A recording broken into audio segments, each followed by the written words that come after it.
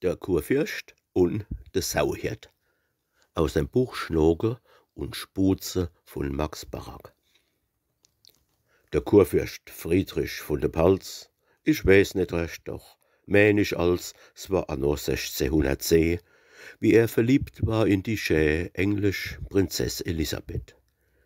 Denn hat's als dessen weh im Bett zu selle Zeiten net gelitten, so dass er mit unermitte, als in der Nacht sie's net gelogen, aufgestanden is und ausgeflogen. Du lieber Gott, der Kurfürst is noch gar arg jung gewesen, wissen erst 18 Jahre alt. Und es weiß jedes Jahr in denne Jahren, das hat man an sich selbst erfahren, da macht die Lieb bong und häs. Natürlich, wenn man älter is, das weiß man auch ganz gewiss, da bringt keine Elisabeth um 4 Uhr morgens aus seinem Bett. So is er auch einmal im Mai aufgestanden, schon um Uhr 3, für auf die Terrasse zu gehen. Der Morgen war so wunderschön. Die Käsche haben grad geblüht, die Vögel haben ringsrum gesungen, das hat so wunderbar geklungen. Und überall war Ruhe und Fried, in Wald und Feld, auf Wiss und Flur, a ganze herrliche Natur. Drum mit dem Porträt von seinem Schatz in seiner Hand, es war noch ganz klein, doch fein gemalt auf Elfenbein, setzt er sich auf seinen Lieblingsplatz. Eine Stehbank an der Felsenwand, in allernächster Nähe vom Schloss, die Aussicht war da mächtig groß, und guckt bald naus ins flache Land, bald auf die Häuser und die Kirche vom alten schönen Heidelberg. Bald auf das Bild in seiner Hand, da wie er so viel Schönes sieht, poetisch war er von Gemüt, da überkommt ihn halt die Lust, zu schöpfen aus der vollen Brust, zu dichten für sein Schatz ein Lied. Voll Eifer macht er sich gleich dran und fängt jetzt halt zu räumen an. Mein Lieb im fernen Engelland, feins Lieb, ich tu dich grüßen. Dich grüßt mein Lied vom Neckarstrand, ich leg es dir zu Füßen. Mit meiner heißen, treuen Lieb, mit meinem, da stockt er, wie er sich auch besinnt und wieder besinnt, ums Leben findt, er halt kein Räum, wo Basse tät, zu seiner Häsetreue Lieb.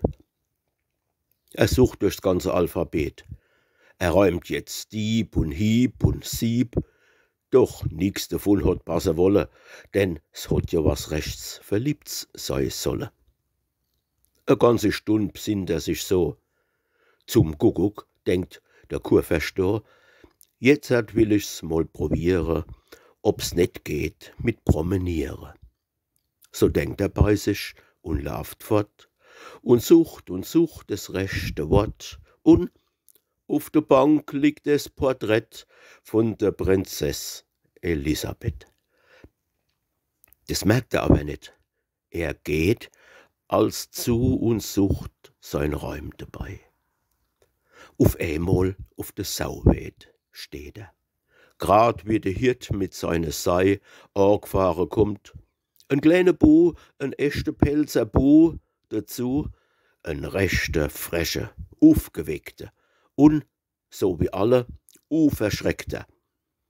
Der lauft jetzt hinter den Viecher mit seiner Peitsch her wie ein Sieger und kreischt sei Hu, Sau, Huss, Huss, als wie ein Alter. Und zum Schluss zieht er jetzt eine aus dem Salz Ewer rüber auf den Hals und kreischt mit heller Stimme dazu: Huss, Kurfürst, du Verliebter, du! Denkst wieder an die Jungprinzess? Na, warte na, ich komm da. Was ist das? Secht da der Kurfürst und bleibt stehen. Ich sag, wie ist das zu verstehen? Kurfürst? Prinzess? Hab ich recht gehört? Hast du dann Feste in der Herd? Ei, freilich, secht der Sauhirt da. Von alle meine Sei die erst, des ist der Eber. Es ist der Fest, der Kurfürst. Deswegen heißt er so. Und weil er, grad wie unser Herr in Heidelberg, verliebt wie der is in a schöne junge Sau. Was? Wann ich meine Ohren trau, sagst du, a Sau? Na ja, a Seiche. Es geht jedes nur zu seinesgleiche. Doch weil's so schön is, deswegen heiß, des Tiersche isch nur die Prinzess. Na, denkt der Kurfürst und lacht. Dodra hätt ich jetzt net gedenkt, dass mir der Himmel über Nacht ja so a Orverwandtschaft schenkt. So ein Vetter, so a Bäsche, wie der Herr Kurfürst, des Prinzessche. Wann isch des der Elisabeth? Potzblitz, wo hab ich dann ihr Bild? Wann isch des gar verloren hätt? Er sucht und wird ganz wild, wie er's net findt, da fallt's ihm ei, s Mist drobe, auf der Stehbank sei. Und secht dem Bu, er soll's ihm holen. Der aber secht ganz verholen. Deswegen wär er grad net da. Er hätt sei zu hüte jo. Und dürft sich gar nie unerstehen, ach nur ein Schritt, da wechse gehen. Und wie der Kurfürst da drauf secht, er sollt nur herzhaft gehen, er kriegt ein Trinkgeld von ihm. 2 Louis geb er ihm dann danach davor. Wann er det geschwind dann überspringe und des verlorene Bilsche bringe. Da secht der lumpisch Bu, er sollt sei Trinkgeld palde und sei Gold, denn's wär sei Pflicht und Schuldigkeit, dass er als Herd net fortgeht. Drum ging er a für kein Geld von seiner Sei, net für die Welt. Zudem ließ er sich nix vormachen. Er glaubt, des wären faule Sache und dass er deswegen fort nur sollt, weil man sei im stehlen wollt. Drum, wann der Herr net von der Welt sich auf der Still fortmachen det, so det jetzt versäufe Knieche en Sauhieb hinrüberziehen, dass er net wisst, wo aus und ei. Da denkt der Kurfürst bei sich, ja mei, der Lumpebu, der Miserabel, der is meiner Seel kapabel, mit seiner Beutsch noch mehr zu schlagen, wie wann ich, mit Respekt zu sagen, der Kurfürst von der Sauherd wär, und net sein Fest und Landesherr? Nee, dazu, mit denne Bosse will ich's jetzt doch nicht kommen lassen. Drum secht er, du nimm dich in Acht. Ich bin der Kurfürst. Doch, da lacht der Lumpebu grad aus und secht, der Kurfürst, ei, des freut mich recht. Jetzt ist doch meiner auf der Welt, nimm i allein, er is zu zweit. Da secht der Kurfürst nix mehr drauf. Er macht nur schnurstracks kehrt und geht, jetzt stand der Peter von der Welt und steigt de Berg halt wieder nuff und lauft im Sturmschritt zu der Bank und findet auch richtig, Gott sei Dank, da an dem Plätzchen des Porträt von seiner Braut Elisabeth. Drauf geht er heim und schickt von dort der Vogt und 2 Trabanten fort, für das den Sauherd von der Welt erholen und vorführen det. Denn, denkt er, denn will, sozusagen, ich jetzt einmal ins Boxhorn jagen. Das Ding ist gut. Ein Stündchen später wird richtig der Missetäter von seiner Sei weg arretiert und gleich am Kurfürst vorgeführt. Da, wie er sieht, dass der Herr, der nämlich ist, dem Moins er mit seiner Beitsch versäufe Knieche hat eine wolle rüberziehen. Da fällt er halt jetzt auf sein Knie und secht mit aufgehobenen Händ: Ach, Herr, es ist halt so mein Genie, ich hab ihnen ja nicht gekannt und hab gemeint, sie mache Spuze und wolle sich mit mir nur uze. Drum, nur nicht auf die Folter schleppe, gell, gnädiger Kurfürst, nur nicht kippe. Da lacht der Kurfürst und secht: Nee, so übel soll das nicht ergehen.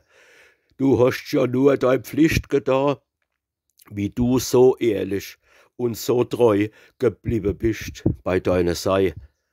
Recht gern erkenn ich des jo an. Doch mit dem Maul bist volle dran. Des lost du arg spazieren gehen, sis meiner Seel fast nimmer schön. Doch des is jo ein nationeller, so was man secht, ein Rassefehler. Und wann der Tod da drauf gesetzt wär, da gäb's jo bald kein Pelzer mehr. Drum will ich nix ach drüber sagen und will das nicht zum Vorwurf machen. In Summa glaub ich doch, du wärst einmal ein Dienstmann für dein Fest, ein braver, treuer Mann, auf den man sich verlassen kann. Drum dreht in meine Dienste ein, du sollst einmal mein Reitknecht sein, doch zeigst du dich adrett und willig, dennoch, ich versprech das, willig, ach weiter für dich sorge dann. Ich mach aus der ein Reitersmann, so dass du's nie bereuen musst, dass du kein Sei mehr hiete durst. Wer war do froher als der Bu? Natürlich secht er ja dazu, als Trossbu kommt er in den Stall, wird Reitknecht und bereit der Ball. Kurpelzischer Dragoner drauf und schwingt von Stuf zu Stuf sich auf, wird Korporal und General und hat sich für sein Kurfürst geschlagen an manche Häse Schlachtetage, hat Glück und Unglück, Sorg und Not, selbst in der Verbannung hat das Brot mit ihm geteilt bis in den Tod. Kurz war am Kurfürst grad so treu wie früher auf der Welt der sei. Drum hat er in der Geschicht auch nur den Namen der Getreie Pfnor. So war die Geschichte. Jetzt merken zum Schluss nur eins noch, was ich sagen muss. Nicht jeder Sauhirt hat so Schwein. Da muss man schon ein Pelzer sein.